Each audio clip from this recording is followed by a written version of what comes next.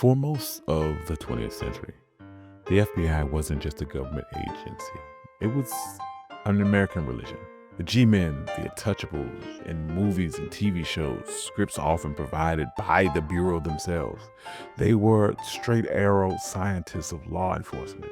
They caught the kidnappers, they broke up the mob, and they stood as a shield against chaos. But while they were playing that story on television, it was a different reality happening in the dark. For decades, the Bureau functioned as a domestic political police force, one that viewed the Bill of Rights not as a rule book, but as an obstacle. So today, we're going to walk through that system that J. Edgar Hoover built. We're going to look at how the machinery of national security turned inward against its own citizens, from civil rights leaders to college sophomores. And we're going to tell the story of how the perfect crime finally broke that spell. So let me show you the trail that turned the G-men into a ghost story. So to understand what happened, you have to understand the atmosphere in America. This is the Cold War, the Red Scare. For decades, the American political establishment was gripped by a singular fear: communism. And it wasn't just Soviet tanks. It was the fear that subversion was rotting America from the inside. J. Edgar Hoover, who took over the Bureau in 1924, was the high priest of this fear. To Hoover, subversion was a fluid term. And he didn't just mean a Soviet spy. He meant the civil rights movement. He meant the anti-war movement, the gay rights organizations, and the feminist movements. By the late 1960s, the country was on fire. Cities were burning, campuses were revolting against the Vietnam War, and the Black freedom struggle was challenging the racial hierarchy. The FBI stopped looking for crimes and started looking for ideologies. They created a secret list like the Security Index, a roster of 20,000 Americans who were to be rounded up, detained without trial in the event of a national emergency. These weren't bombers, they were professionals, labor organizers, writers. The Bureau had convinced themselves that to save democracy, they had to suspend it. But the public didn't know about this index. They trusted the badge until the night of March 8, 1971. This heist changed history. William Davin, a physics professor at Haverford College, he was mild-mannered, he was a father, he was a pacifist, but he had come to a radical conclusion. The only way to prove that the FBI was suppressing dissent was to steal their files. So he recruited 8 ordinary citizens. They called themselves the Citizens Commission to investigate the FBI. Included in the crew was a cab driver, a graduate student, and a religious professor. They spent months casing the FBI's field office in Media, Philadelphia. It was a small suburban outpost. They noted that security was almost non-existent. Standard locks, no alarms. They picked the perfect night, the fight of the century between Muhammad Ali and Joe Frazier. They knew no police, the guards, and the neighbors would be glued to the radio and the TV. So while Ali was taking punches in the ring, they were picking the lock. They walked into the darkened office, and they didn't take cash, and they didn't take any weapons. They packed up every single cabinet's contents into a suitcase and walked out. From there, they drove to a farmhouse, covered the windows with blankets, and began to read. And what they found wasn't criminal evidence, it was political dynamite.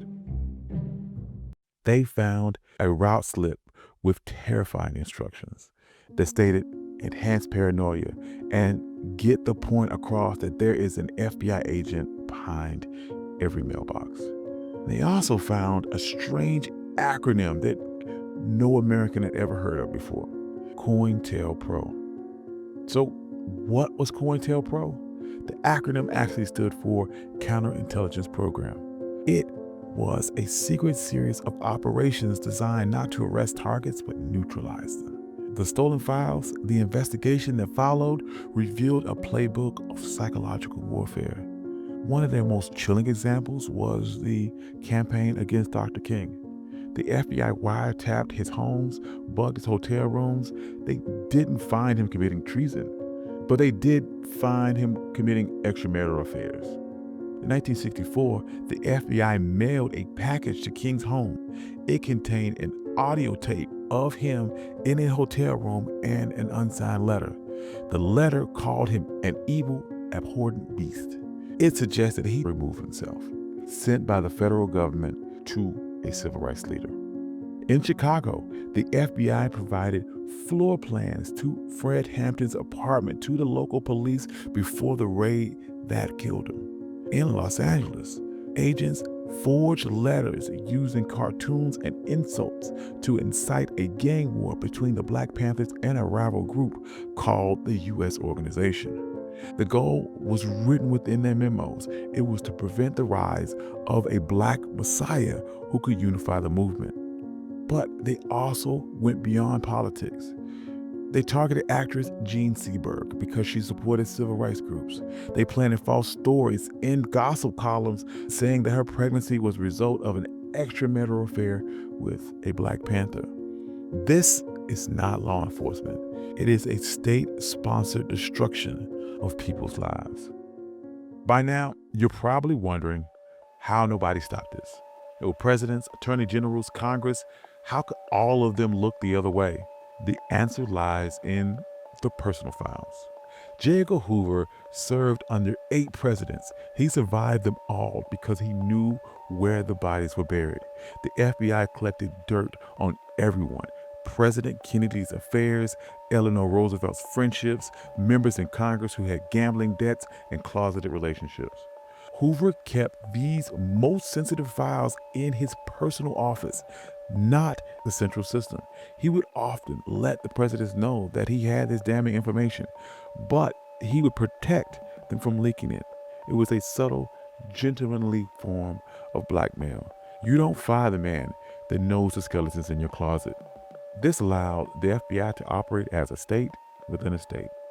They manipulated crime statistics to look effective. They ignored organized crime for decades. Hoover famously denied the mafia existed into the late 1950s because chasing communities was better for funding and headlines. The media Philadelphia burglary broke open that dam. The file stolen gave reporters the leads they needed. NBC reporter Carl Stein sued for the full COINTELPRO documents. By 1975, the pressure was so high, the Senate formed the Church Committee, led by Senator Franklin Church. For the first time, cameras were turned on the spies. The hearings were shocking. The American public watched as intelligence chiefs admitted to opening 200,000 pieces of mail, to sending the letter to Martin Luther King, to keeping a list with millions of names. Senator Church famously warned that the government's capability to monitor citizens was so complete that if they were to ever turn into tyranny, there would be no place to hide. It was the moment that America lost its innocence. The G-men weren't heroes anymore. They were the people who listened to your phone lines. J. Edgar Hoover died in 1972. His secretary, Helen Gandy, spent weeks destroying his personal files. We'll never know the full extent of what was in them. And while the Church Committee brought reforms like the Foreign Intelligence Surveillance Act, tension still remains. COINTELPRO is officially shut down, but the tools did not vanish. Decades since, we're still seeing similar tactics used against Central American groups in the 1980s, Muslim communities after 9/11, and environmental activists being labeled as eco-terrorists. The technology has changed from wiretaps to metadata, from file cabinets to data centers, but the impulse is still the same. Security agencies naturally expand their power unless they are constantly being checked. The Citizens Commission burglars were never caught. The FBI hunted them for 5 years, closing the case in 1976. It wasn't until 2014 that they stepped forward publicly to reveal their identities. They were regular people who realized that sometimes to save the law, you gotta break it. The history of the FBI teaches us a difficult lesson. Institutions do not police themselves. The gold standard was a myth that was left to rot. If it wasn't for the burglaries, the whistleblowers, the journalists, we might still be believing in that fairy tale. Now, if you want to read the actual documents that they stole, the receipts of the secret police, I've linked the sources in the comments below. One thing the FBI taught us, the official story is rarely the true story. And that applies to a lot more than just Black history. There are a whole other side of American history, a much darker side filled with organized crime, government secrets, and unsolved mysteries. And that doesn't always fit this channel. So I've built a new home for it. The new YouTube channel is called American Underbelly. And while One My Black History is here to celebrate the culture, American Underbelly is here to expose the machine. We're taking the same deep dive research that you love and applying it to some of the most dangerous stories in America. We've already uploaded the first investigation. So if you're ready to see the other side of America, the part that they don't teach you in school, join us at American Underbelly.